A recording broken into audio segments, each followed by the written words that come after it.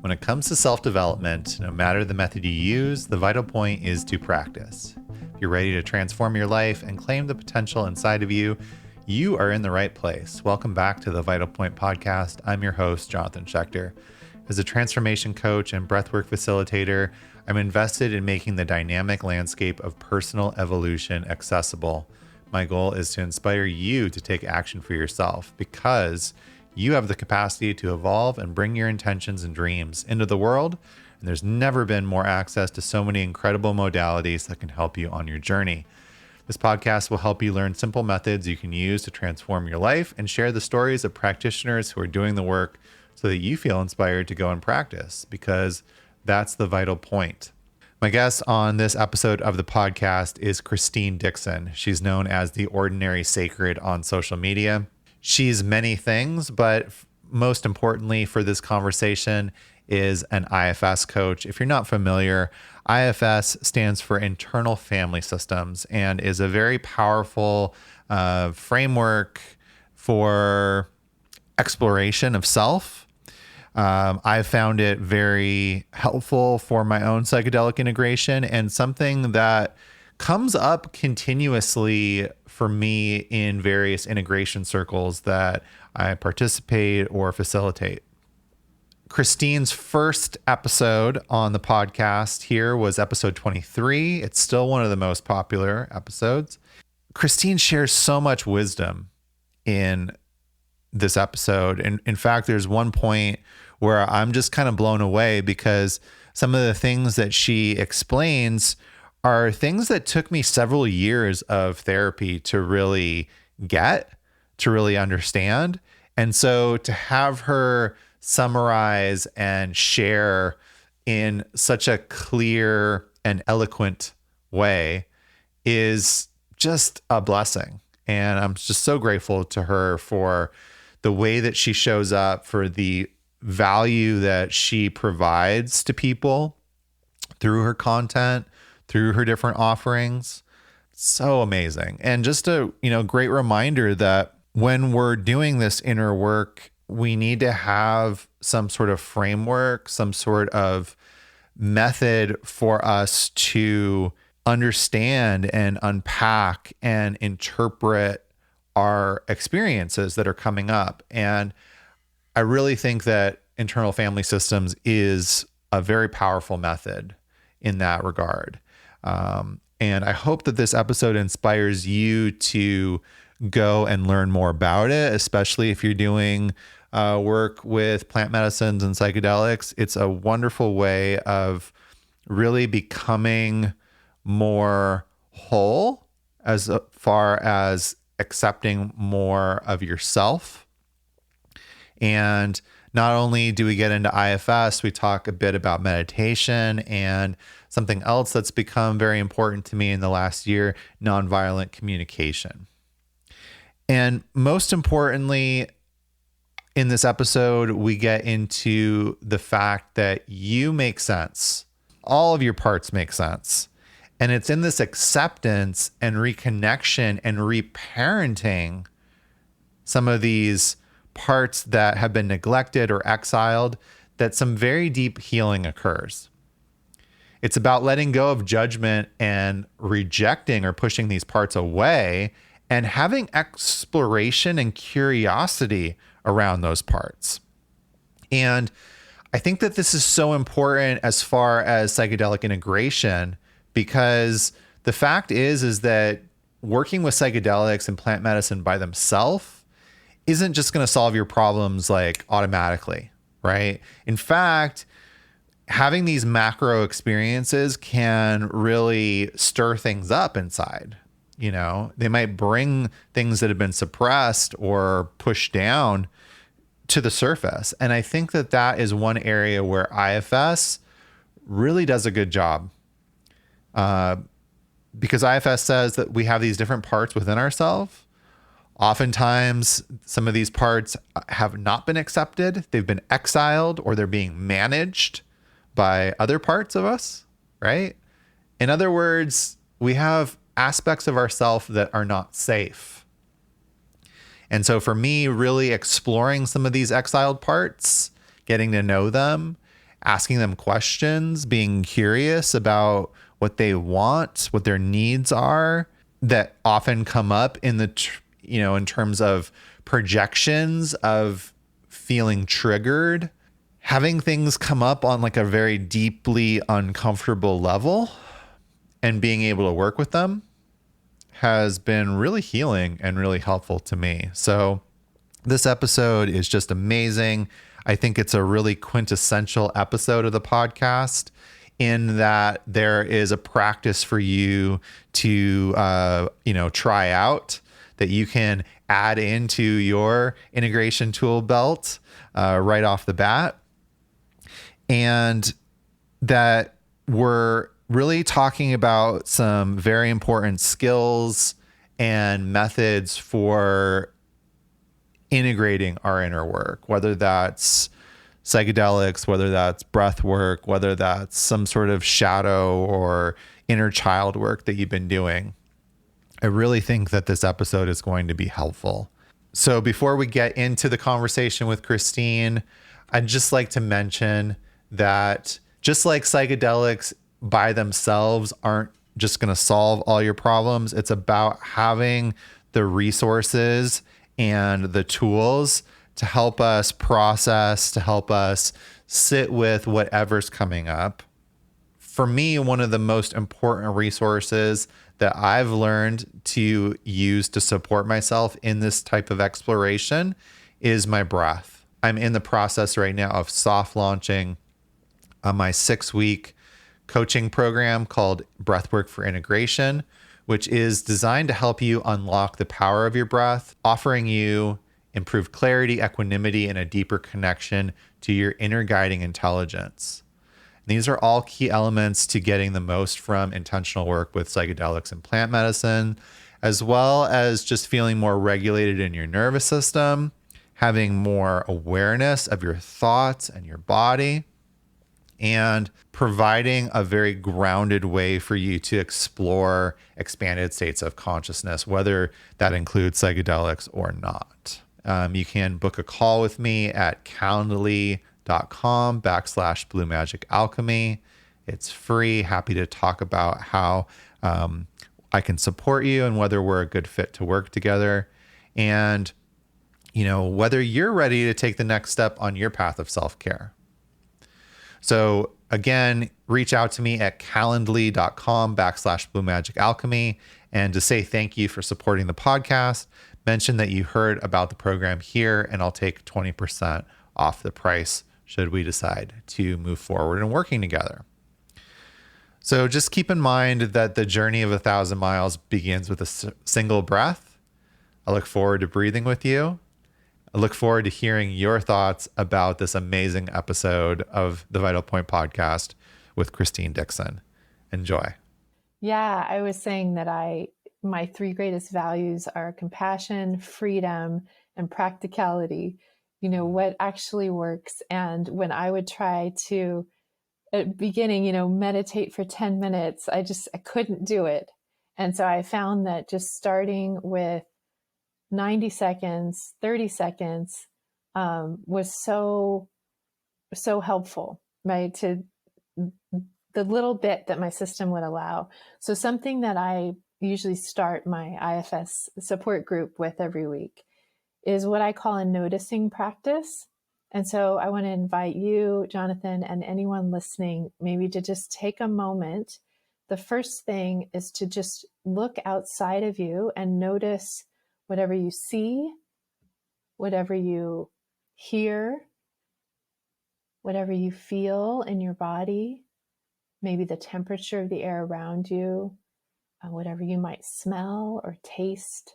And really what you're doing is you're bringing yourself into this moment to kind of check if you're safe. And if you are safe, if you feel comfortable enough, then in IFS, we call it a YOU turn, where you can come back into yourself and turn in the inner world. And so we've kind of turned that lens of noticing outside for a moment, come into this space to see if it's safe, and then now we're going to turn that lens on the inside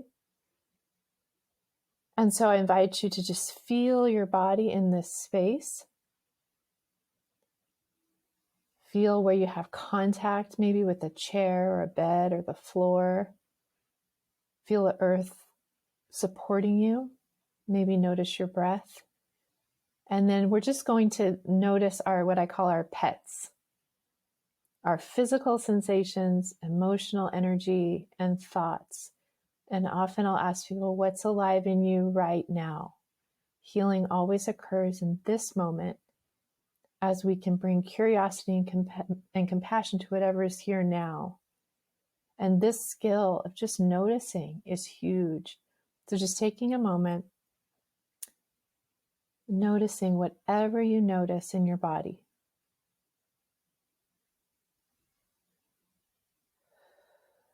And there might be strong sensations, there might be just subtle rumblings in your tummy or itching, tension. And there's no fixing.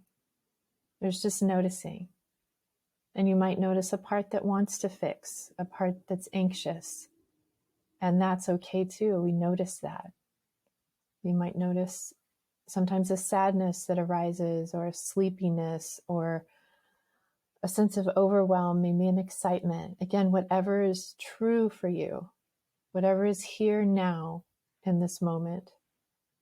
And then you might observe your thoughts, your mind, just maybe they're thinking, this is ridiculous, why are we doing this? Or distracted by something around you, thoughts about what just happened before you listen to this, what's coming. And just inviting all of these things in like they're guests, like they're little ones that are gathering around you. And you might imagine noticing, I see you rumbling in my tummy, you're welcome here. I see you thought about what just this conversation I just had, you're welcome here. I see you a little bit of sadness, tiredness, you're welcome here. And just imagine them gathering around you or in your lap, taking a breath and letting them be here with you right now. And so this is what I call a welcoming practice. In IFS, we say all parts are welcome. And it's really this practice that we do even for 10 seconds at a time throughout the day. Turn inside. What's here with me now? I'm here with you. It's okay for you to be here. So that's the practice. You can do it for 10 seconds or longer if you want in any given moment. Thank you so much for that. Feels so different in just a couple of minutes. It's so great. Yeah. Yeah. And it doesn't have to be long. It really can be, because a lot of our parts, our protective parts, are understandably very afraid for us to go inside because there might be things that we'll find there that are overwhelming, emotions that have been held down for a long time. And so we might say, okay, I'm just going to go in for 10 seconds and then you can pull me back out. But it's like releasing a little pressure cooker, and there's no fixing. It's not this agenda of, I've got to, those are our figure it out parts. We can welcome them too. Say, I see you. You want to figure it out. You make sense. But just it's like imagining them. Some people will see them as like little people. Other people will just feel energies kind of around them, in their body, around their body, and just saying, I see you. I recognize that you're here right now. And it's amazing that all that our parts or people outside of us ever want is to be seen and heard and valued. So that's what we're doing. And there's such power in that. Not even saying, okay, I'm going to fix what you're worried about, but it's okay for you to be worried. And the worried part goes, oh. Yeah. Instead of spending that energy trying to change it, fighting against it. Yeah. And that's another part. And you can even see that in front of you, the worried part and the part that's like worried about the worry. I got to fix it. I got to change it. And you can just kind of back up and have enough space for all of it. You can both be here. I get you. I get you both. Yeah. It's such a, it's such an important thing to remember and reiterate, is that we can do these practices for these shorter amounts of time. And that's something that I see in clients that I'm working with. Just what you're saying is that the thought of completely changing your life or meditating for 30 minutes or something like that is so overwhelming because of where they're at in this moment and the pain that they feel when they Mm-hmm. are going inside. And so, yeah, like the thought of like, oh, I'm just going to shut the world off and be with my thoughts for 20 or 30 minutes, that's pretty scary, and understandably so. And so, switching that and being like, hey, what if we just did this for 10 seconds? And I'll be here to bring you back out. Like, I'm not going to leave you, on the inside. Right, It's right. just so, so important, and on so many different levels. I remember, my main Buddhist teacher, going to see him. This had to be like over 15 years ago, and talking to him about Mm. meditation and saying like, well, I can sit there and I can sit and meditate for like an hour, but usually even within that hour, there's maybe 1 or 2 minutes where something like really, like I feel Mm. like I'm dropping deeper. I feel like something changing. And he said, well, why are you meditating for an hour? Why don't you just meditate for 5 minutes, like 5 times a day, and really focus on encouraging that moment, like it's quality over quantity. Yeah, yeah. And it was such a game changer for me, because here I had been sitting and really making myself miserable in a lot of ways. Like, the body starts to get uncomfortable sitting that long, and Mm-hmm. my mind was so all over the place. And so it was like trying to make myself sit still, Mm-hmm. rather than really being aware and being with the natural state, Yeah, yeah. and not trying to change it so much. More just like flowing with it, like, okay, Right. let's be more like water, you know Yeah. yeah. Yeah, and as you say that, I notice like those parts in you and me and a lot of us that are kind of these shoulds of like, this is what it should look like. This is what, looking to like these external authorities of, I should meditate for 30 minutes. I should do it exactly this way, Uh-huh. rather than flowing, like you said, with our own bodies and our own minds in this moment. And I always say, whatever is life giving to you, whatever pulls you toward it, and as little amount that your system will allow, like start with that. Mm. Like if you can allow 10 seconds to go inside and be there, start with that. And then don't increase until you want to. Yeah. And what's fascinating is I think I tried to do the half hour and then I tried to do 10 minutes, couldn't do that. And then I ended up starting with the 10 seconds. And now I sit for about 20 minutes twice a day and I love it.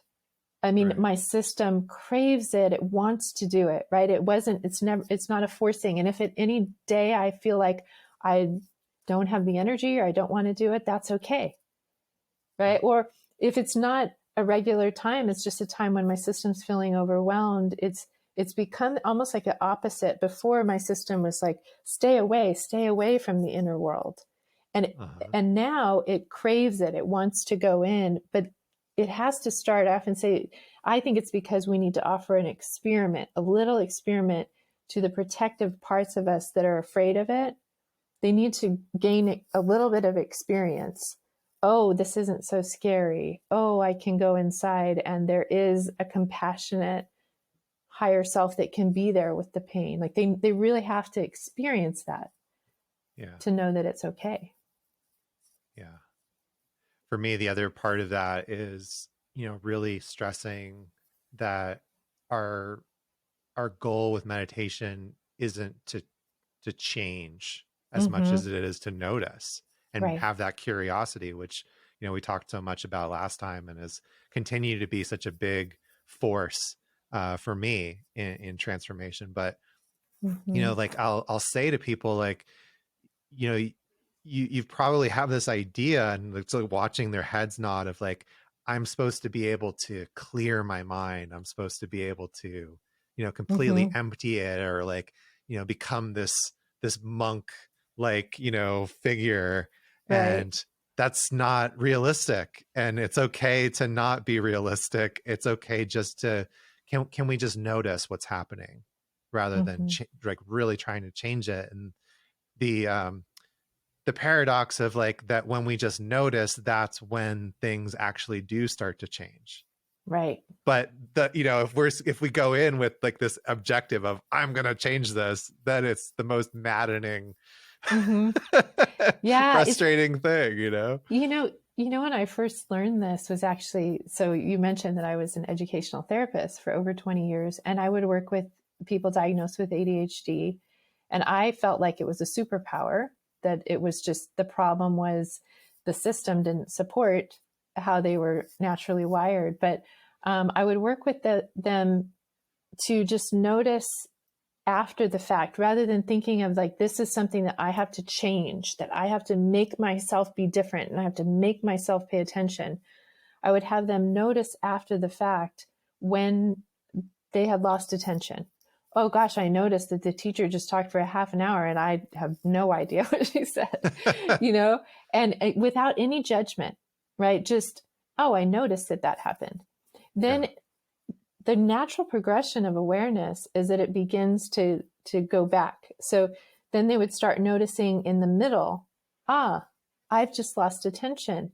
That's so interesting, right? Again, no judgment, just that's so interesting. And then they would start catching themselves even before. They would say, this is the type of situation in which I'm likely to lose attention.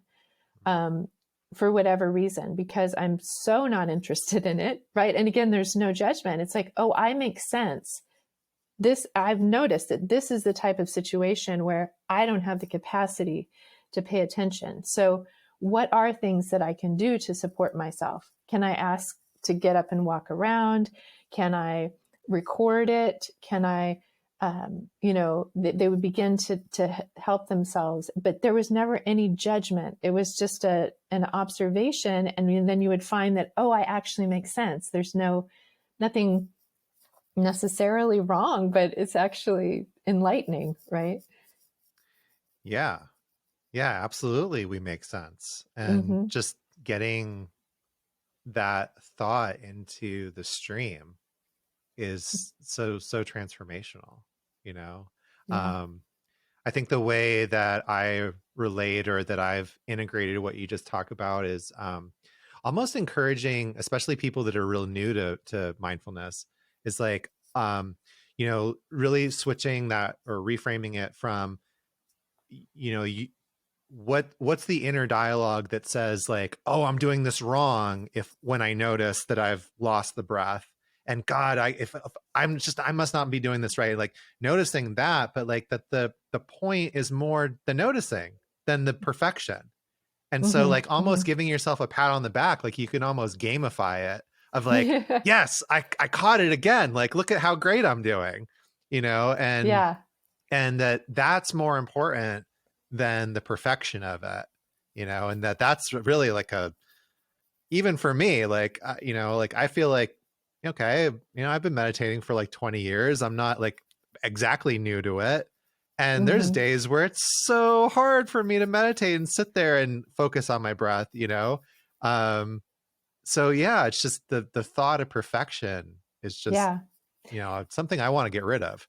Well, yeah, and I hear those parts. I I hear that perfection part and the part that wants to get rid of it, and they both make sense, because I was going to say, even those parts that come up that say, I've got to do this right, I'm not doing it right. That part makes so much sense if you think about it, because we are trained from when we're a child that we have to do it right, right? Mm, And we're going to get a grade for it, we're going to get a red line through the wrong thing, we're going to get punished if we do it wrong. So like that part that's so fixated on like, am I doing it right? Am I doing it right? Is probably even a young part that really just wants you to succeed. And and so, but being able to tell that part, and this, I say this in my groups all the time, I say, you cannot get it wrong. and I'm saying that to that young part, like, beloved, you cannot get it wrong, because whatever is true, like there's a saying in IFS that I love, that whatever blocks the way is the way. Mm. And so, even if that part is the one blocking the way, and that happens a lot, actually. And it happened early on in my IFS work and with other people that I work with. That's a big part that comes in and blocks the work, that says, oh my gosh, am I doing it right? Am I doing it right? Oh no, I'm doing it wrong. Am I making this up? And so we turn toward that part and we work with that part. Whatever is blocking the way, maybe it's a dissociative part, right? That you're going toward pain and it just takes you out. You're just gone, right? And so we begin to work with that part. Oh my gosh, you make sense. It feels so unsafe to go toward this pain that you have to take us out. Or there's a part that takes us out by binging something, right? Whether it's food or scrolling on social media or something. Again, there's no shame in it. It's just, oh, you're doing this for a reason. So like whatever's there is the way. You can't get it wrong, right? Yeah.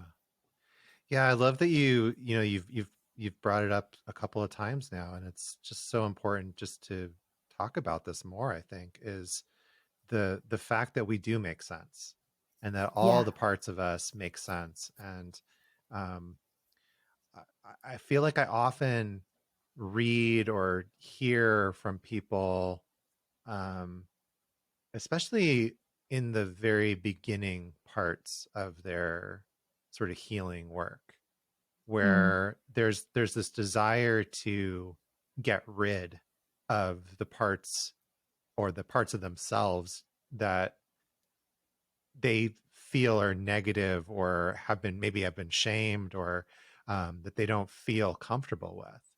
And Yeah. yet being able to take people through a journey and witness them coming to this realization that those parts of themselves do make sense, and that they have played a role in our survival, in our safety, Right. um, and that's the reason that they're still there doing those jobs, Yeah. uh, is just so Mm-hmm. crucial to understanding like who we are in totality, and like what motivates us to do the things that we do in the ways that we do them, and Mm-hmm. coming into peace with all those parts. Yeah. It's just Yeah. so it's such a Yeah. beautiful thing. Yeah. There's no, yeah, it's so refreshing, like we were saying earlier, to realize that there's no part of me that doesn't make sense. And there's kind of, maybe you're talking about this, I know I have this with myself and with my clients, where there's this almost aha moment when you realize, wait, healing isn't about like feeling less, it's actually about feeling more. It's about coming to peace with the fact that as a human, I have a body that's going to experience pain, and it's going to experience loss and sadness and anger to protect me, and fear, right? And those responses make sense. And instead of it, so it's like appreciating all those parts that have pushed our authenticity, or our humanity down in order to help us survive socially, being able to Mhm. say thank you for the job you've done. You can, updating them, you can rest now. I appreciate what you've done to help me survive thus far, but what if you experimented with just letting me open that pressure cooker a little bit, and release my natural humanity, my natural emotion. So that's kind of the surprise, I think, is that in healing, sometimes we actually have the capacity to feel more rather than pushing it down. Yeah, absolutely. When I was listening to our first conversation to kind of refresh, one of the thoughts that I had was exactly what you're saying, that there are times where we have to triage Yeah. and remove something, right, from our reality, from our environment, maybe get away from Mm. a relationship that's not, serving. But there's also this element that I think is even more important than saying I have to get rid of, that's just being more accepting, like that's becoming more resourced Mm-hmm. and having a bigger capacity, in that we can change the relationship to these things, Yeah. and um, I think that might be a hard pill to swallow at certain points in the Mm-hmm. journey, right? Of Mm-hmm. like, well, this might never completely go away, but Mm-hmm. you will become more Mm-hmm. able to hold it, and you'll Yes. become more resourced in being able to work with it, and you'll be able to reframe your relationship with it so that Yeah. it doesn't seem so overwhelming or negative. um Mm-hmm. it's an interesting place Yeah. to kind of come to. Yeah. Can I give you an example Yeah, from please. yesterday? Uh-huh. um, yeah. So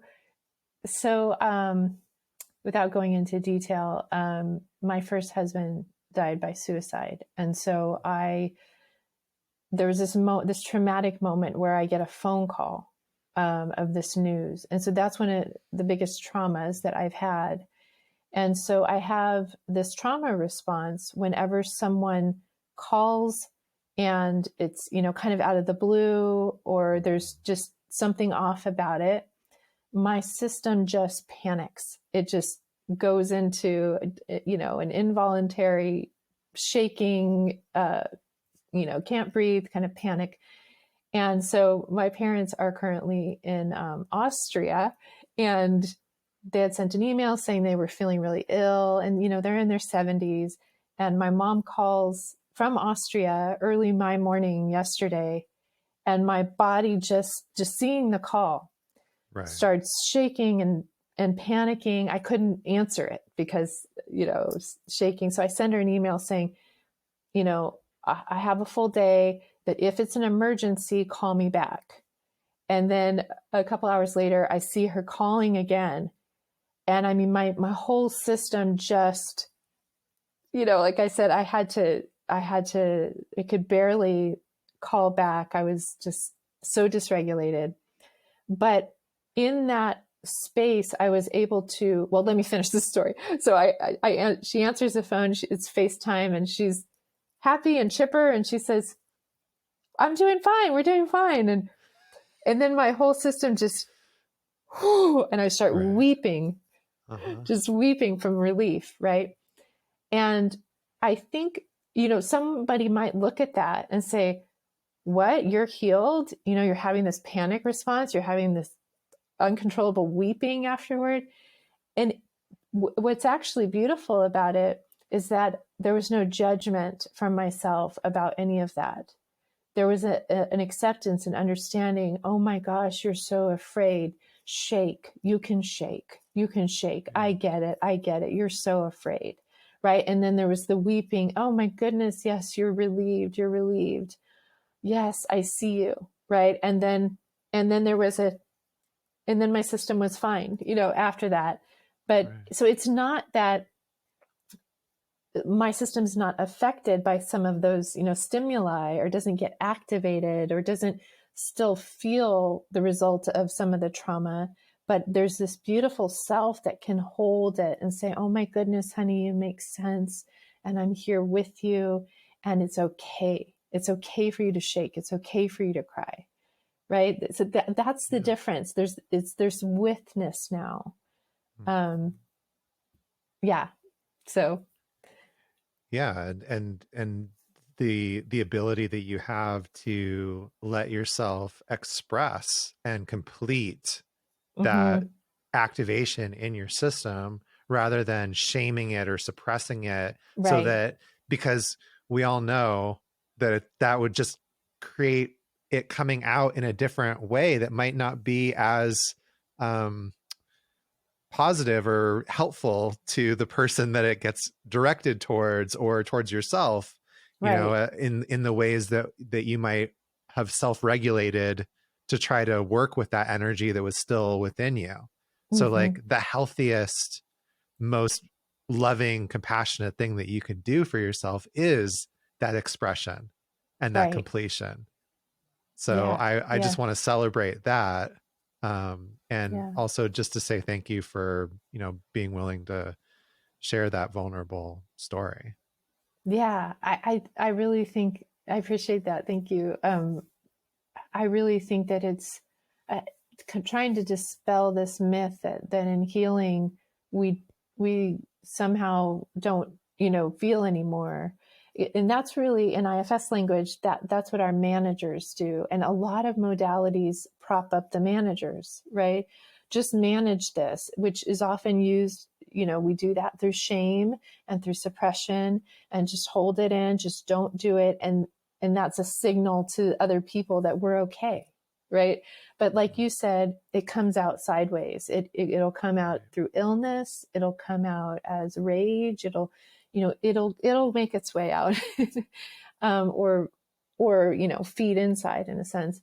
And so yeah, it's a paradigm shift really on the inside to say, oh, actually it's a sign of healing that Yeah. I'm maybe looking more crazy.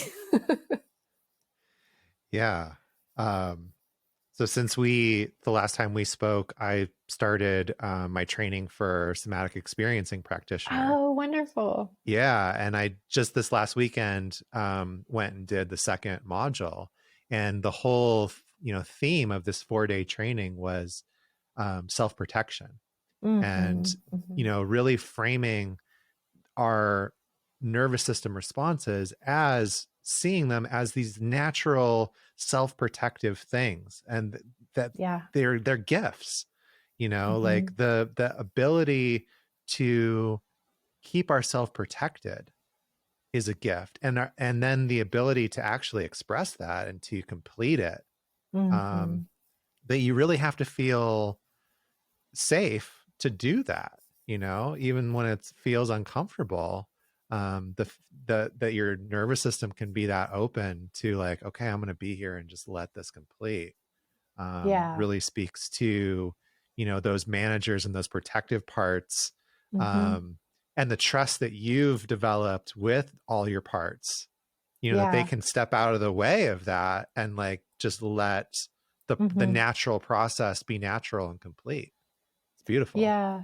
Yeah. And it's been, such a journey. I might have talked about this on the first podcast, but there was a time when the last person I would trust was myself. You know what I mean? But it's because I was so blended. My system learned to protect itself by having a lot of very self-critical parts, very Yeah. harsh inner critics. And so I would never trust myself to be compassionate, or to be non-shaming. And so it was really in um, creating a self-compassion practice and learning how to even bring compassion on the critical parts of me, to see that that was not my core curious compassionate self, but it was a part of me that needed compassion, that needed understanding about how it developed, and that it did develop to protect me, right? If Yeah. I shame you first, I can keep you in line so that you won't receive the shaming and rejection from other people. And once I'm able to even bring, it's like, to me, the self is like, it just keeps backing up to include anything that's not curious and compassionate and calm and confident, right? Probably in the last episode, we talked about the 8 C's of self. So anything that's not that, we just notice it and we kind of back up. And what's amazing is that core self that is curious and open and non-judgmental and compassionate is really the core of who we are. And if we keep backing up, we will have access to it and the ability to hold all of it and not play favorites, have the equanimity.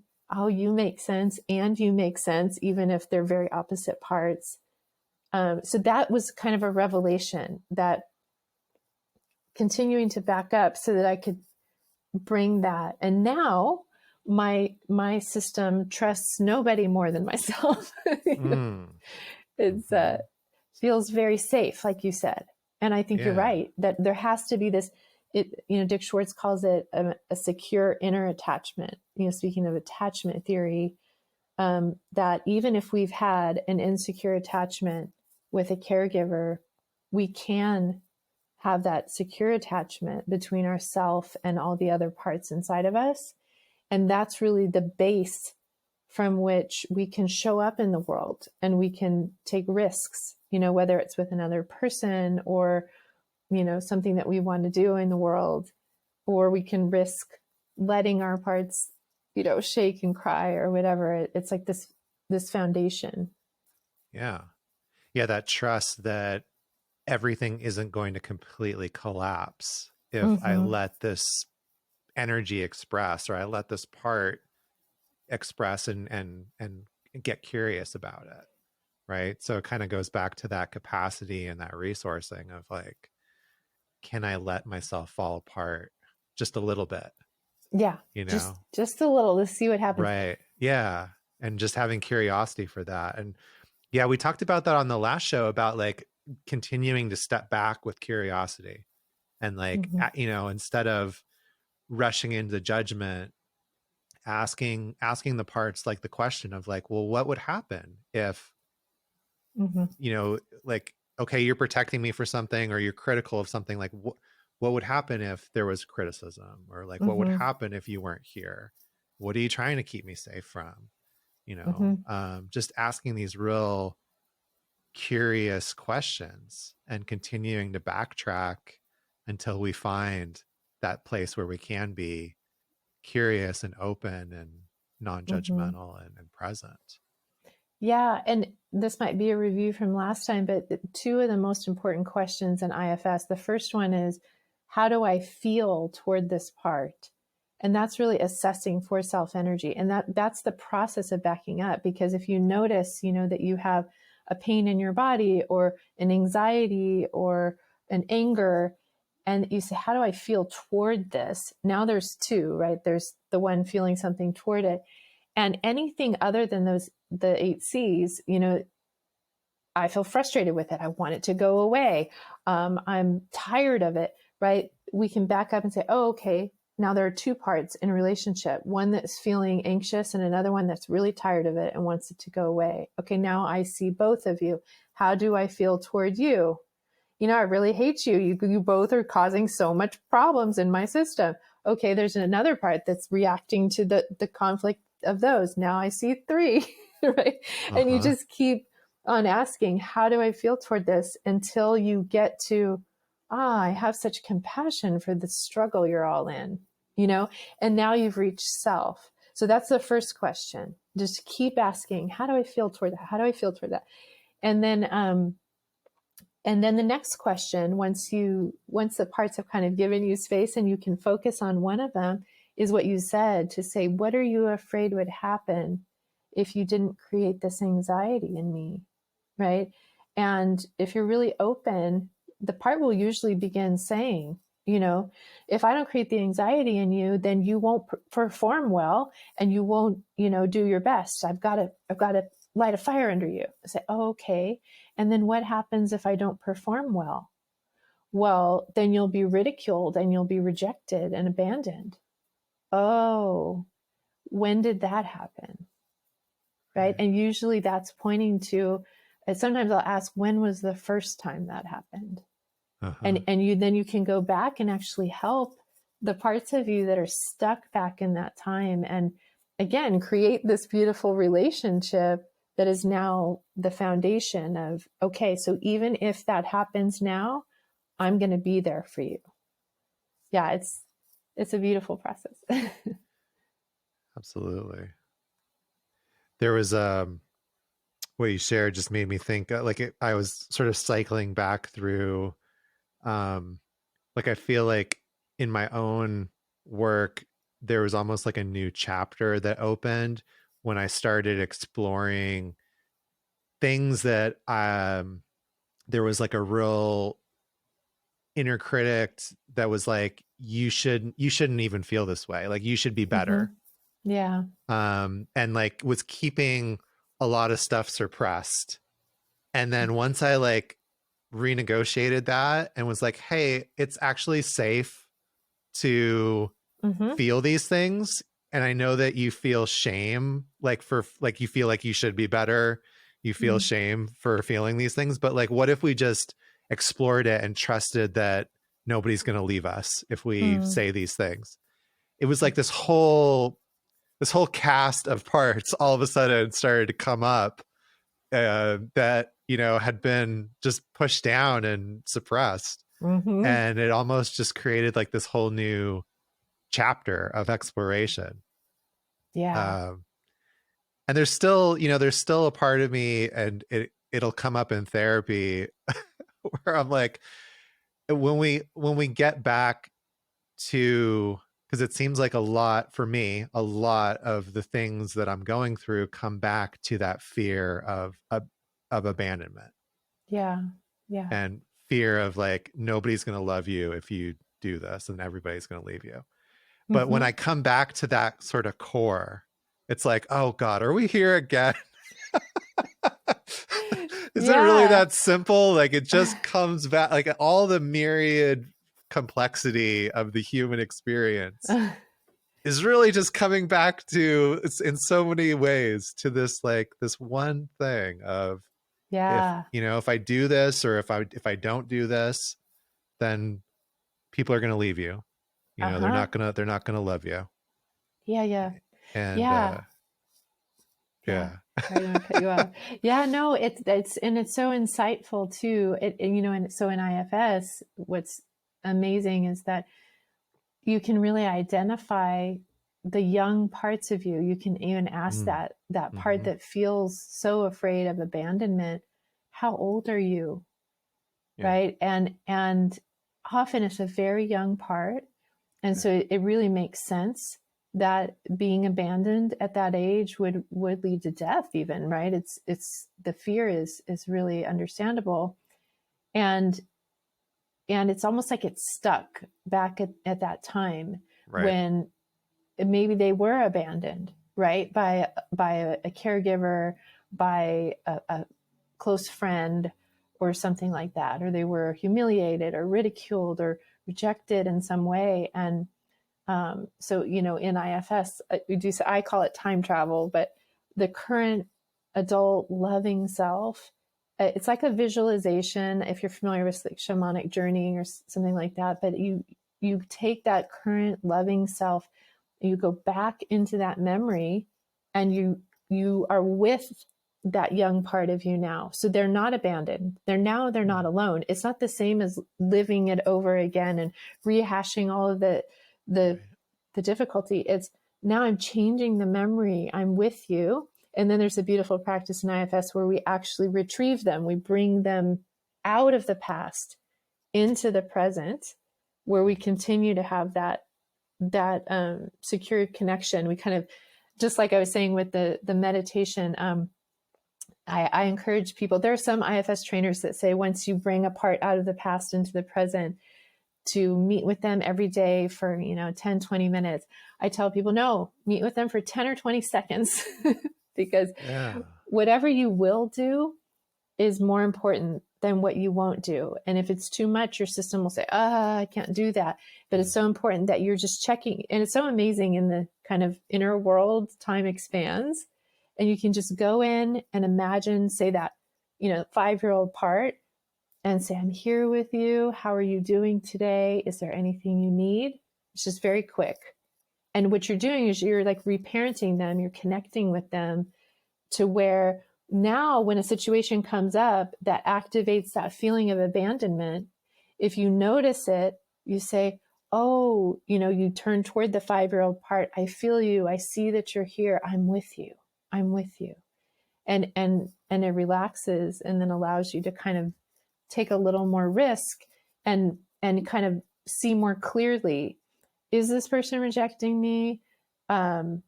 Maybe they are. Maybe the person is harmful in front of you, and the self says, it's okay, let's remove ourselves from this person, right? They're not treating you consistently with the way I'm treating you, and so that's okay, right? Or maybe let's hand them a little piece of our vulnerability and see how they handle it.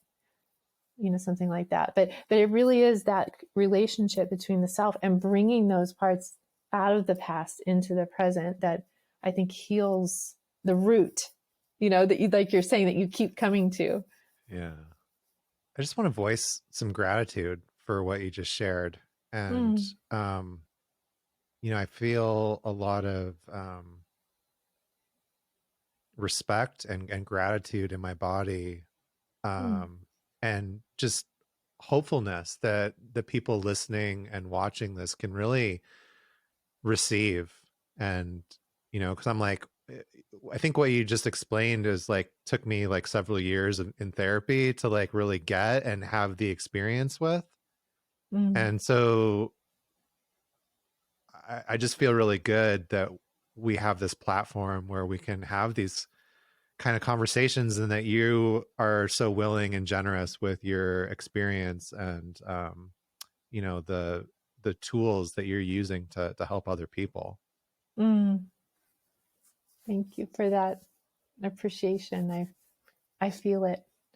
Yeah, I'm so happy we were able to connect again, because Mm, just for things exactly like that, like there's um I've never I've always felt with your content and what you share with people on social media, like that there's such generosity. There's never like, oh, I mm, have to hold this back, or, like, and there's a lot of trust in that like, oh, like this is going to resonate with people in the right way, or the way that they're able to meet it. mm, Um, and there's an openness there, and yeah, generosity, I think, that I really admire. mm. Thank you.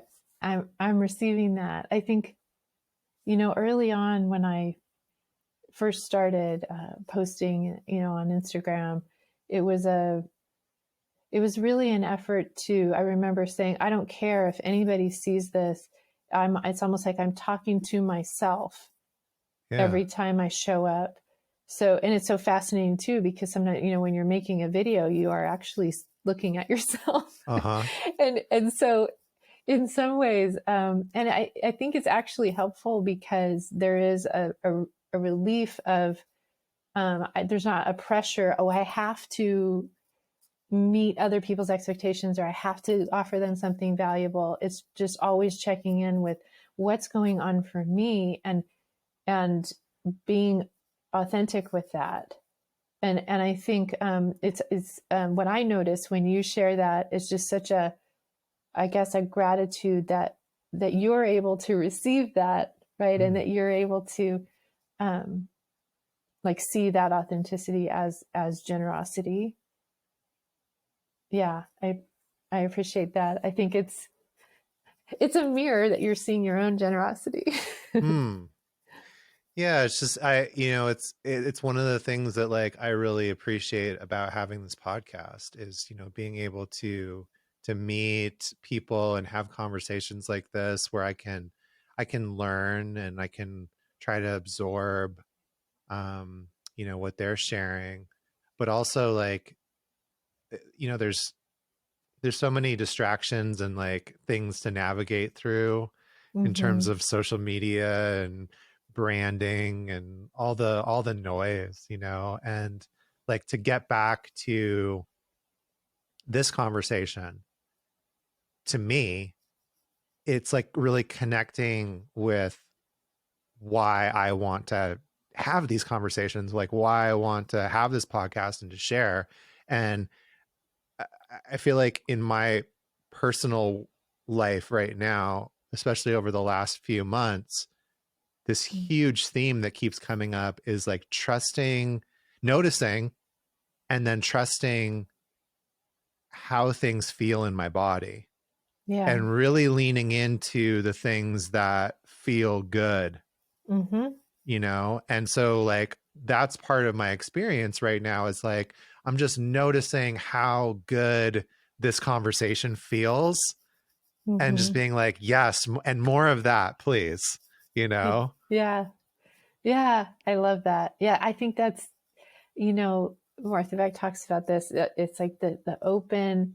the body compass that opens and expands and moves toward, because I think that whatever we are fascinated by, whatever our bodies move toward, that's life-giving for us, is the best way for us to serve the world, as we're Yeah. following that fascination. Because even the tiniest organism, right, will go toward what's nourishing for it and away from what's not, right? And so kind of trusting that very basic instinct, that maybe we've cut off, our parts of us have learned to cut off, to survive socially, reconnecting to that. So yeah, I love that too. I love that you're following your fascination, your passion. I love that you just referred to it as a compass, like the body Mm-hmm. as a compass, because I've never heard anybody else refer to it like that. But when I started to explore this, that's the analogy that I've been using the whole time, is like that my Yeah. entire life I've lived in my head, and there's been this committee of, Mm-hmm. Mm-hmm. voices trying to like tell me what I should do or shouldn't do, and like why this is a good idea or a bad idea, and like directing. And then all of a sudden there was like this pull from the chest that Mm-hmm. completely like cut through all the voices. Right. And if all I do is just listen and follow that compass, I don't have to worry about all the voices and the wrong decisions, Mm-hmm. and that everything's going to work out exactly the way that it's supposed to, Yeah. just Yeah. from following that feeling. Mm-hmm. And so it's just been like this journey of like trusting that, learning how to work with the things that are like sort of jumping up in the way Right. of that, and then just really learning how to lean into that with different practices and different Mm-hmm. Mm-hmm. things that I'm doing, so that I can Yeah. continue to trust it even more. Yeah, yeah, I love that. And again, it is going to come back to what we talked about at the beginning. I think, like you said, just little practices, right? Of like, what does it look like to trust what my body wants in this moment to wear, right? Do I want to wear Yeah. this or this? What pulls my body toward it? When I started listening to my body, I no longer wear anything that's uncomfortable to me. I wear all elastic band pants and Yeah. because that's what my body wants. Um, and then with food or drink, right? Do I want to eat this? Sometimes, for lunch, I'll check, am I hungry right now? Oh, yes. Okay. Now I'm going to go through in my mind all of these different things I have and land on the one where my body goes, ooh, I want that. Right. And it's generally very surprising. People say, oh, well, isn't your body always going to want a gallon of ice cream? I'm like, no, surprisingly not. Right. It's sometimes it wants a kale salad, believe it or not. Uh-huh. Yeah. And so it's really interesting. When I first started it, again, kind of like the 30 minutes of meditation, I wanted to just listen to my body compass all the time. But what I would find was I would understand what my body compass was saying. It was saying, yes, go toward this. No, don't go toward that. And I would watch myself override it. It was like kind of having an out of body experience where my body was saying no, and I was going forward anyway, Right. because those parts that, again, so that's why I love IFS, because then I learned to work with those parts and say, okay, what are you afraid would happen if I moved forward with my body compass? And one of the biggest ones was the people pleaser part that said, you are going to disappoint people. You're going to be punished by them.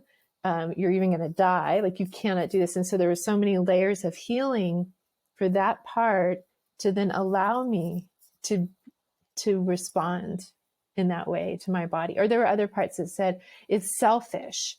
You can't do what you want. That's, you got to do what you have to do. Or, like culturally burdened parts, different things like that. So it's a fascinating process. I actually have a self-paced course on this. That's the kind of the integration of our listening to our body compass and then how that fits with IFS. Mm, awesome. I think I'll check that out. Yeah. That's very cool. I had a question that might be a little bit of like a tangent, but still IFS related. And it's been something that's been, I feel like, helpful for me, but I'm curious what your sort of take on it is. Mhm. And that's been the practice of, as I've started to explore individual parts, naming them. Yeah. And like sort of like as a way, like I actually have a note in my phone where I have like a catalog of all the different parts that I've like really Hmm. explored and what they're about and what their names are. And like as I learn more about them through this exploration, I'll add to the note. Right. But I'm curious about what your take on that is, if that's a helpful thing to do. Yes, yes. Yeah, I love this question. So it's interesting. So in IFS, we can name our parts at the beginning, but really we let the parts name themselves, Yeah. right? And so when we get to know a part, we can ask it, what would you like to be called? And if we are open, if we're really in that space of receptivity, with kind of without thinking it up, I mean, sometimes it feels crazy what comes up, right? But I have a part named Maud. I I don't. I mean, I guess I was there a woman named Maud on the Golden Girls. I was like, I don't know if I know anyone with that name, but these old names, right? One's named Edna. There's Cassandra. I have several male parts, right? There's Sebastian. There are some parts that appear like, there's one that appears like Gollum from Lord of the Rings. So his Ooh. name is Gollum. So I received it. Now, sometimes when you go in, you can just name it something like that you observe, right? Oh, this is the angry part, right? Uh, And then you can ask the part, how do you feel about me calling you the angry part? And I remember that part was saying, no, no, no, you are not understanding me. I oh. come across as angry, but at my core, I have self value. I value you. And I include your self agency and your self value. And this is actually Sebastian. So he told me his name was Sebastian. But he explained to me, that's not actually what I am. So you can ask parts, what do you want to be called? The procrastinator? And they'll say, no, I'm the freedom fighter, right? Like Yeah. my value for you is for you to have freedom and rest. And so, instead of having this kind of derogatory name, but or the taskmaster, right? Do you want to be called the taskmaster? And I'm like, no, no, I'm the driver. I'm the, I'm a the I have oomph, or they'll kind of explain their good intention. So anyway, the benefit though of having a name is that, if you think about any kind of name, uh, like even like strawberry, right? I'll say strawberry.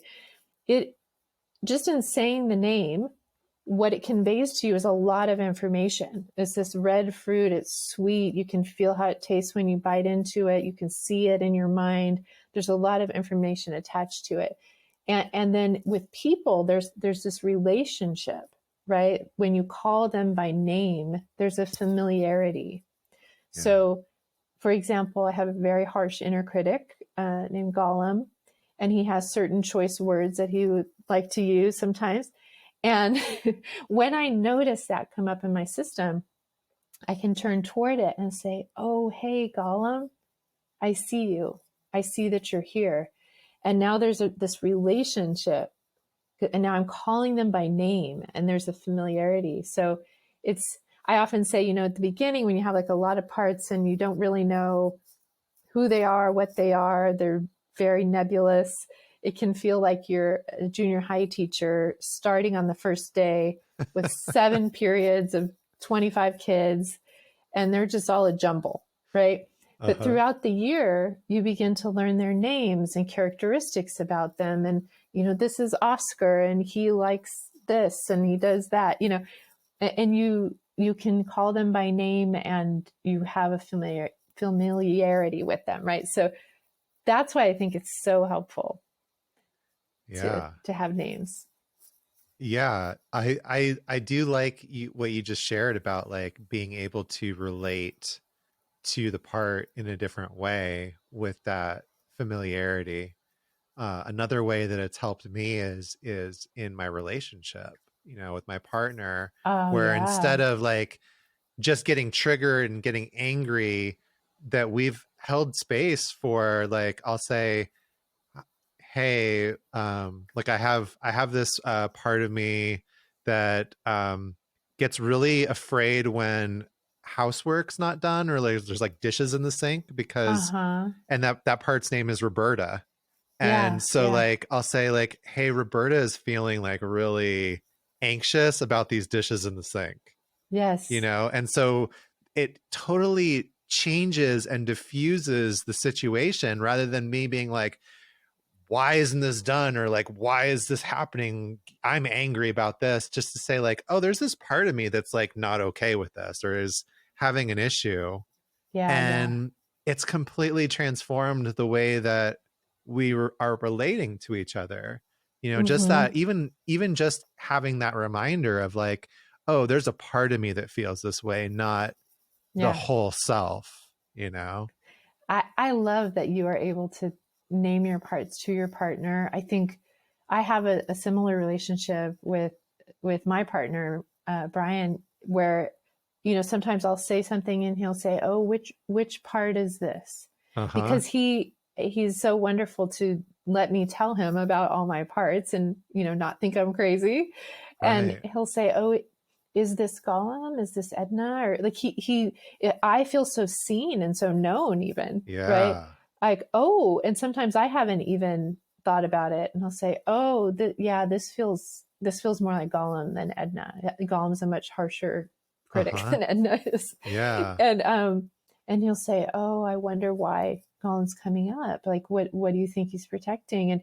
And he can even, yeah, reflect that back for me, or I can say, yeah, again, it's not all of me, right? But I notice that this part of me that really worries, really wants to caretake you, right? And wants to fix your problems is coming up, right?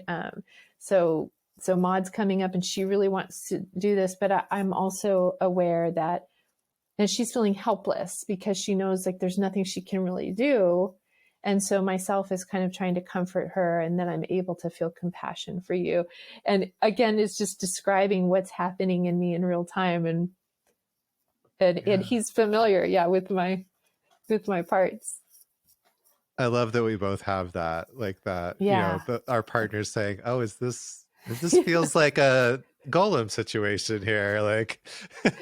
Yeah, And and it then can be it sometimes can be and sometimes there's like tricky. sometimes there's like almost even like a correction, like, No. right, yeah, like, actually no, like, this is a different part, but thanks for the effort, and like, thank you for, like you said, for seeing me, and for willing Yeah. to Yeah. being willing to like hold space for it and be open, instead of just shutting down, right? Yeah. So Mhm. cool. Yeah. Yeah. um I also wanted to ask you about nonviolent communication, because I Mm-hmm. noticed, like, I've I watch your content and read it, and I was really excited earlier this year. It seemed like you started to weave that in, or have like sort of a separate series on what Yeah. nonviolent communication was, and um, it's been a pretty cool process for me to integrate some of that as well. So I'm wondering Mm-hmm. if you could just maybe like real briefly explain what that is, and what the value is for people.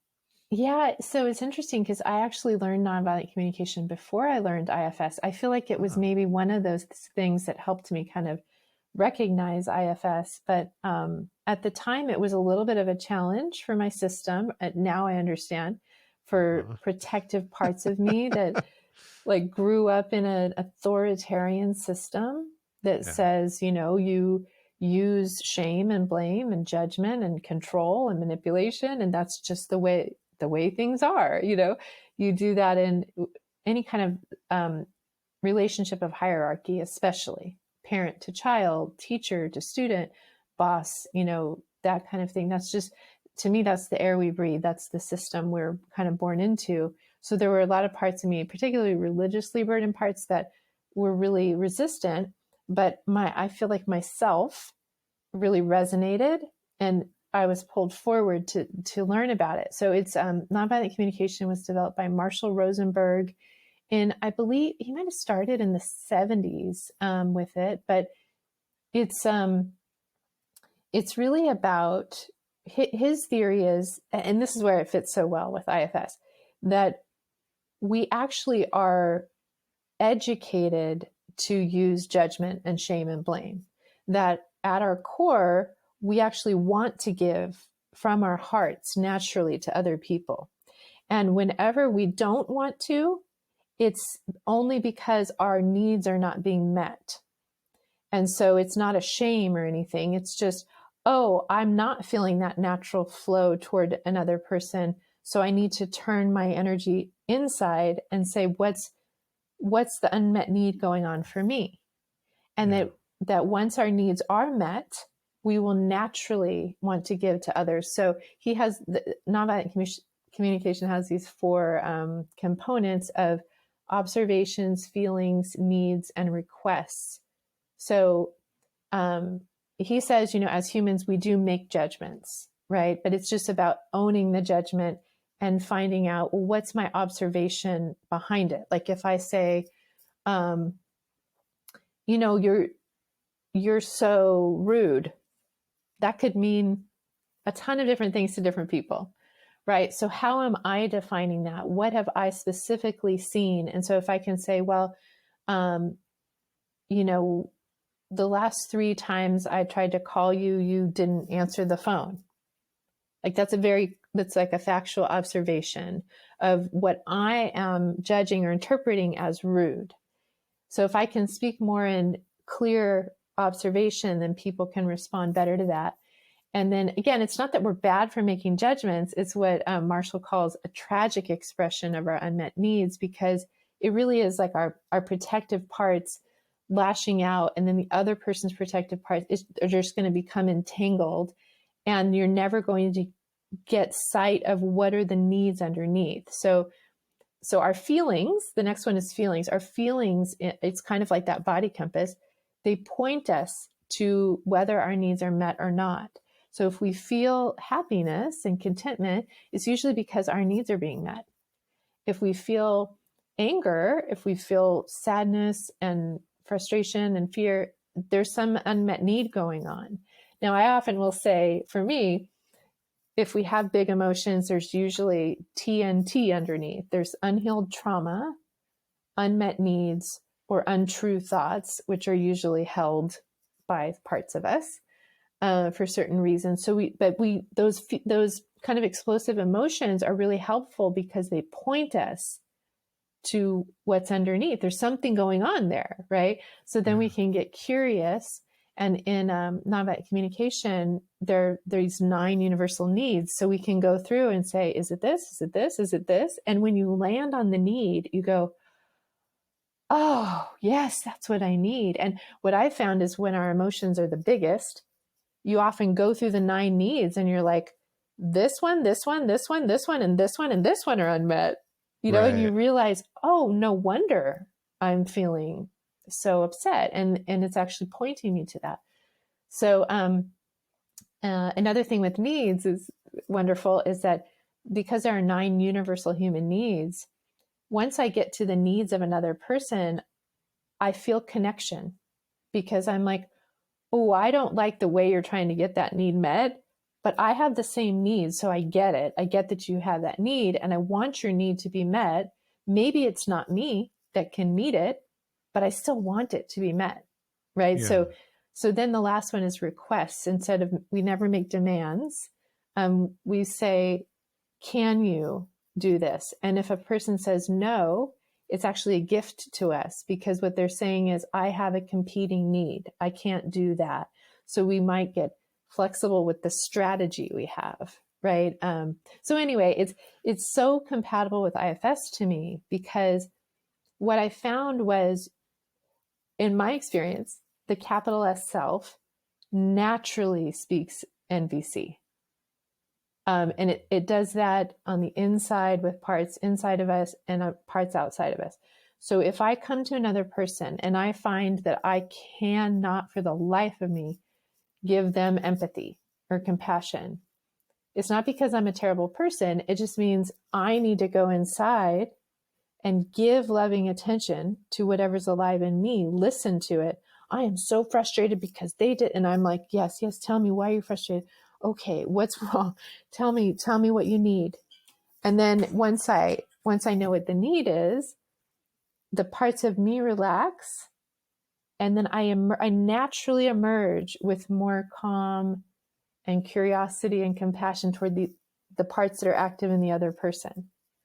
So again, that's my observation, is that we bring self energy to the vertical relationship with ourselves, and then we have the capacity to bring self energy to people outside of us, and that our self just naturally speaks nonviolent communication. So yeah, that's it in a big nutshell.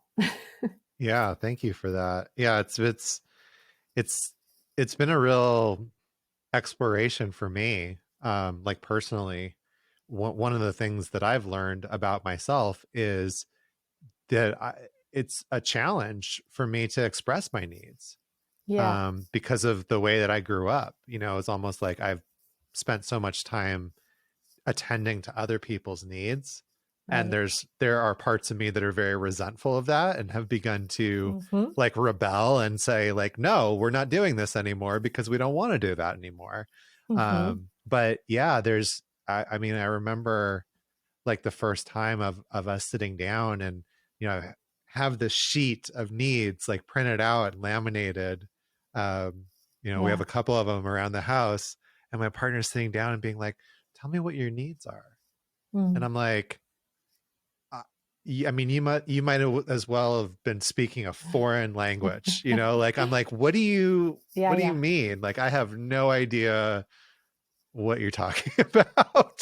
Yeah. And you make sense. I mean, there's, again, whatever, whatever blocks the way is the part that Yeah. says, how dare you even have needs? How dare you be human? How dare you ask for your needs to be met? Oh my goodness. Right. And Yeah. somehow that part got that message, from whether it's a cultural burden, probably very personal burdens as well, Uh-huh. experiences where you were punished when you expressed your needs, and just really validating that part, right? That you make sense. And again, like we've talked about, can I go back to that when that happened to you, and see your needs in that moment? Yeah. Can I repair that moment for you? Yeah. Yeah. Yeah. Okay. I just had a little thought I'm going to make a note of for later, which is great. I love when that happens. Um, yeah, I love the request part as well. That was Mm-hmm. one of the things that our therapist that, uses authentic relating and nonviolent communication suggested for us, is like giving ourselves the permission and the space to refuse requests Yeah. unconditionally and Yeah. without like question. And that was like a game changer for me, because it felt really unsafe to say no, even to things that I didn't want to do, you Right. know? And so it's like, there's been situations where it's like, hey, can you do this? And I'm like, no.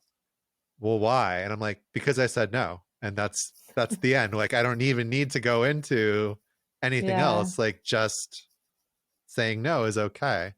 Um, Mm-hmm. and yeah, it's turned into a really beautiful exploration, and something that I'm really grateful for on these different levels. Like in a completely different context.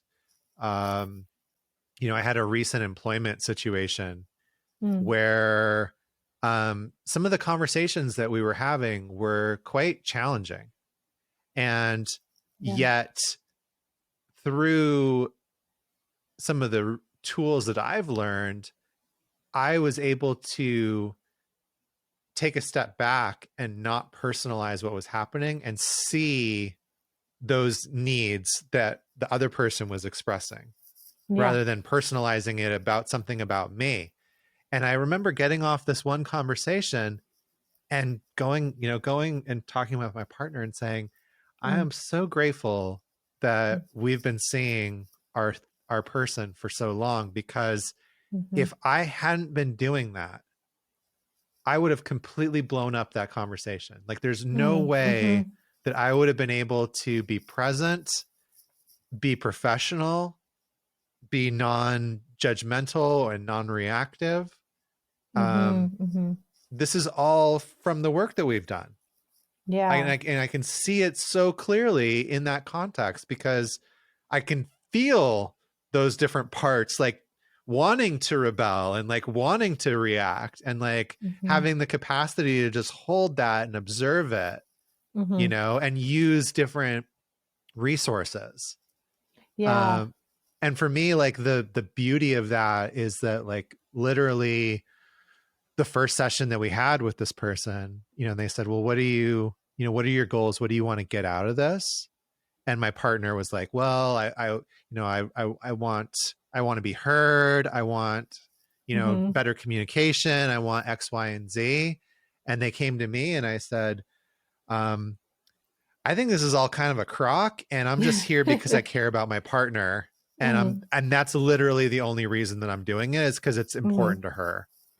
Yeah. But I'm Yeah. like, I'm very, I don't know about this stuff, and like, so to go from that to like, well, I don't really believe this, but I'm going to give it a shot because I care about this other person, to Yeah. like, oh, actually I've integrated this into my life and like I'm seeing the value and the gifts of being able to Mm-hmm. practice and have more tools in my tool belt. Is just like, oh, so beautiful. I love that. I love that description of like seeing someone like basically acting out and feeling curious, like, Yeah. oh, I love the phrase that Marshall uses. It's a tragic expression of their unmet needs, right? Uh-huh. Because it's often will elicit another reactive defensive response in the other person. But if your system is, like you said, able to see it as a signal to curiosity, oh, I wonder what's going on for them. I wonder what wound might Uh-huh. have been, activated, or what unmet need they're having, right? I, often say you can't have judgment and curiosity at the same time. So, like dropping into that curiosity, even if the other person is screaming, and there's a commercial on during the Super Bowl, it reminds me of, where it was all these scenes of people violent, right, yelling and screaming at each other, and just scene after scene. And I remember I watched it and I thought, oh, really protective parts, unmet needs, protective parts, really valuing that person, unmet needs, right? I was just like, wow, these people's parts are so feeling so threatened, and there's something really valuable underneath that they're protecting. I wonder what it is. Yeah. So, and it's much harder when it's directed at you. But Sure. when you can realize that whenever any other person is activated, it's always about them. I'm not Right. saying that we're not responsible for how we treat people, and obviously we can hurt people and all of that. But likewise, whenever we get really activated, it's about us, right? So if you would have responded in that way, and it would have been about the parts of you that were activated. And again, there's no wrong. It's just you make sense for for Right. feeling that way. Yeah. Yeah. To take it back to like my example of Roberta, it's like, instead of Mm-hmm. being like realizing that instead of I'm upset with my partner because there's dishes in the sink, when I was growing up, my mom would yell at us if there were dishes in the sink. And that's why there's Right. this feeling in my body of this isn't safe. This isn't okay. And why don't you get that? Yeah. Like complete reframe, complete shift in understanding myself, and also like understanding why it's not a big deal for them, because they didn't grow up in that situation. Like they have a totally different set of dangers and Mm-hmm. scenarios that aren't safe, and and that I can learn Mm-hmm. how to be a better partner and like better navigate and support them and their parts and their nervous system as well. Yeah. Yeah. I love that. Yeah. It's so amazing to have a partner that supports your work, that understands your parts, that is patient, and kind. I often will say, there's like three different kinds of interaction. There's part to part, where and any relationship can have all three of these at any given moment, but um, that when one person's parts interacting with another, and that's usually really messy and can cause a lot of issues. And then the ideal is self to self, right? When you're both in self and able to kind of not take things personally and get curious about each other's parts.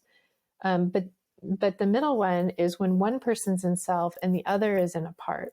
Right. And that can also be effective, because if this person kind of has done their work and their parts are calm, they can get curious and offer self energy to the other person's part that's active and help kind of disarm it.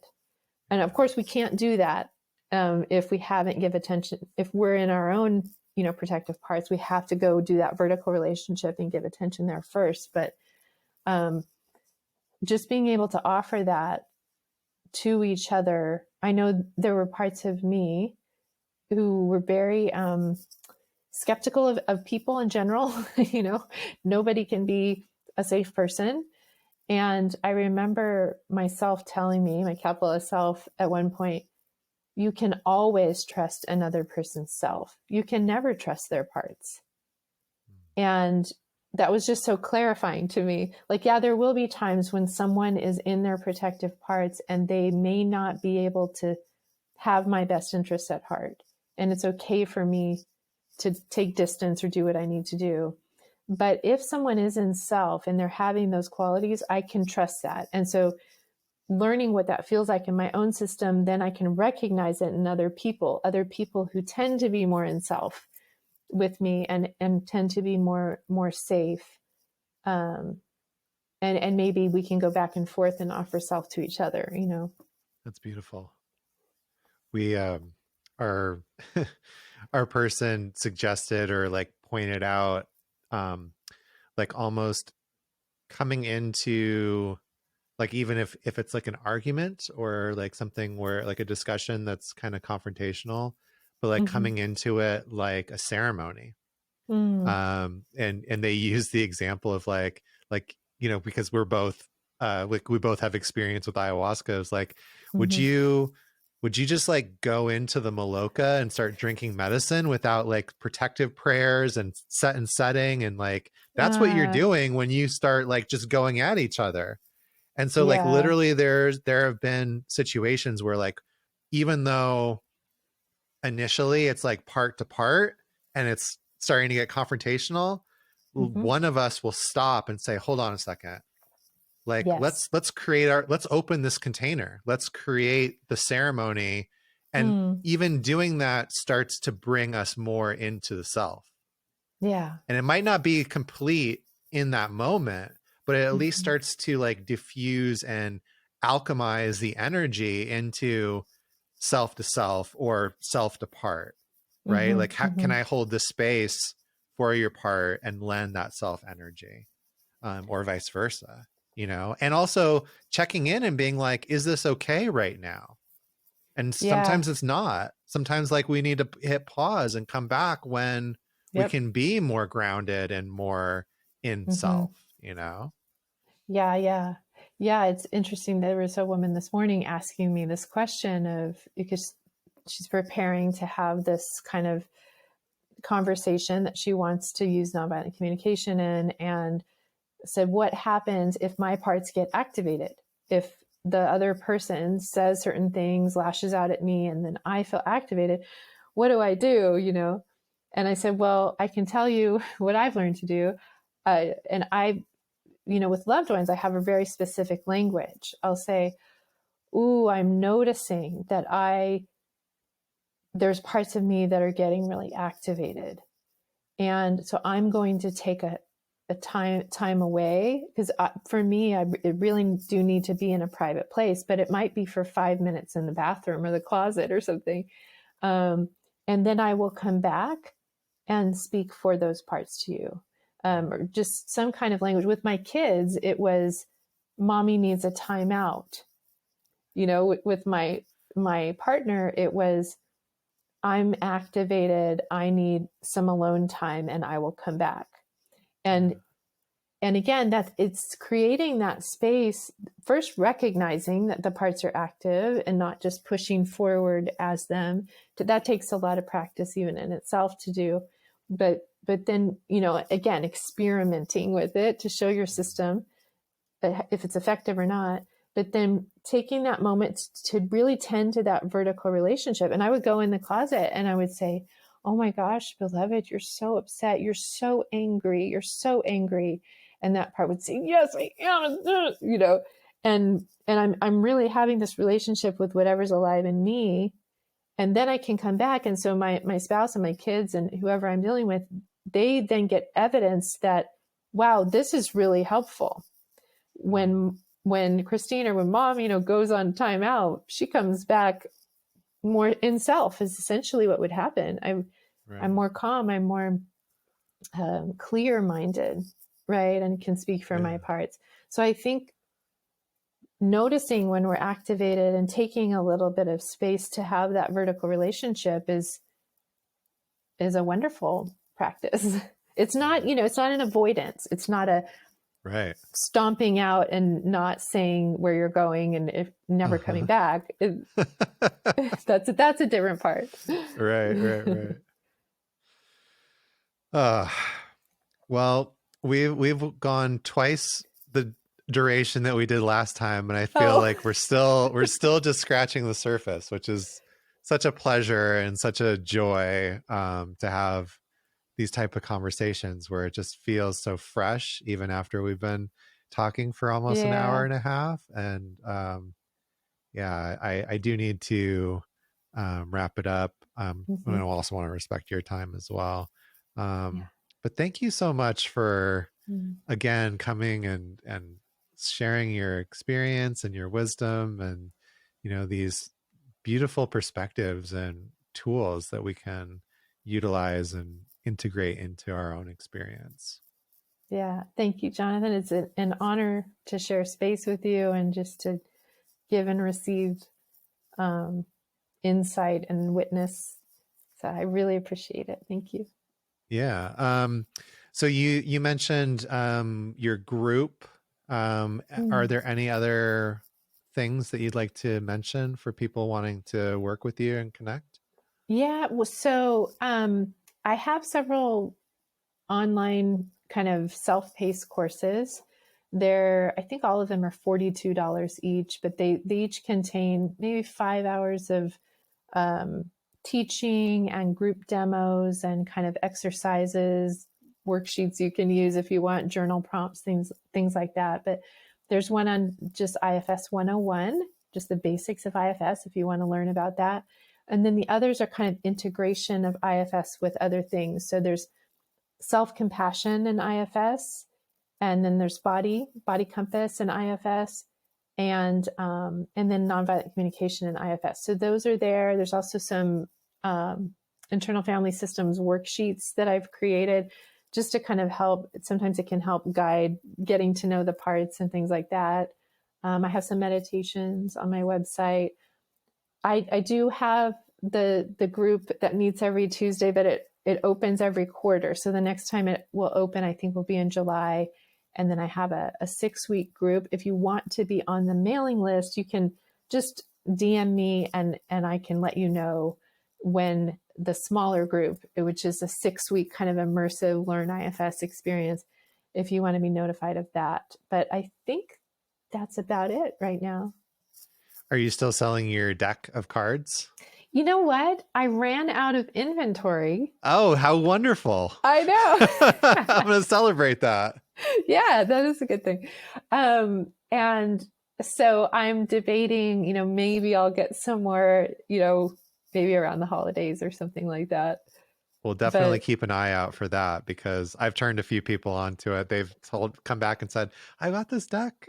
Thank you for that. And oh, yay. I use them in my integration circles when there's Uh-huh. like a lull. Like sometimes, it's like sometimes people have lots to share and there's a lot of conversation, but if there's too much of a lull and no one's coming forward, I'll be like, who's up for a 2-minute exercise? Oh, I love that. Yeah, and it's worked really well. So for the listeners, definitely take a look at Christine's website and keep an eye out for that, because it's a really helpful resource full of different 2-minute exercises that you can do for IFS and mindfulness and nonviolent communication, and just really cool things that only take a couple of minutes. Yeah. Yeah. Yeah. Yeah, I'm all about making it small. Right? Nothing wrong with that. That's the Yeah. way, that's the way in, right? It really is. Yeah. Yeah. Very Yeah. cool. Well, thank you again, Christine, so much for being here. And I hope for the listeners, if you haven't listened to the first episode with Christine, go back and check that out, because it was so informative and insightful, and really set the foundation for some of the things that we discussed a little bit more in depth in this talk. And, I really hope that this conversation inspired you to take that next micro step, like this transformation thing, in whatever way that appears or you define it. Doesn't have to be this big, overwhelming thing. We can really just take it a moment at a time, 10 seconds at a time, a few breaths at a time. And from that perspective, we can really enter the stream, so to speak, and continue to grow and increase our capacity. So, that's my vital point for the day, is just, start slow and take it from where you're at. And I hope that this conversation inspired you to do that. I sincerely hope you found value and inspiration in this episode. If it struck a chord with you, I'd be incredibly grateful if you could take a moment and leave a review for the show. It's a simple, cost-free way to show support and help more like-minded people discover the show. It's just the way the algorithms work. Also, make sure you sign up for my newsletter at bluemagicalchemy.com to be the first to get updates, exclusive content, and insights delivered straight to your inbox. It's a fantastic way to stay connected and keep the learning journey going. When you sign up, I'll send you a free guide to using breathwork for integration as a way to show my gratitude for your support. Remember, it's not about the method you choose or the pace at which you travel. The vital point is to consistently show up for yourself and practice. As the saying goes, it's not the destination, but the journey that truly matters. And I'd be honored to accompany you on yours. Thanks again for tuning in. Until the next episode, keep exploring, keep growing, and above all, keep practicing, because that's the vital point.